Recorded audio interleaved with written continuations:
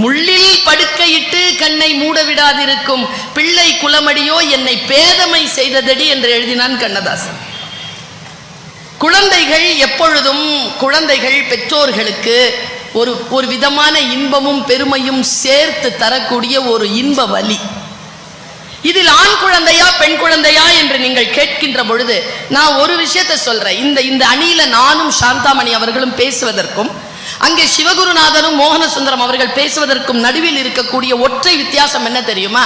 பெண் பிள்ளைகளாக நாங்கள் பிறந்து வாழ்ந்து உயிரை தக்க வைத்து குடும்பத்தில் இருப்பது என்பது 1000 ஆண்டுகால போராட்டம். அவ்வளவு சீக்கிரமாக எங்களை பிறக்கவே விடலை, எங்களை வாழவே விடலை. அதுக்கப்புறமா தானே நாங்கள் உங்களுக்கு பெருமையை சேர்க்கிறோம். எவ்வளவு சிரமம்! பெண் பிள்ளை பிறந்தாலே கொன்றுவிடக்கூடிய காலகட்டத்தை எல்லாம் பெண் குழந்தைகள் சந்தித்திருக்கிறோமே தவிர ஆண் குழந்தைகளுக்கு அப்படி என்றால் என்ன என்று தெரியுமா?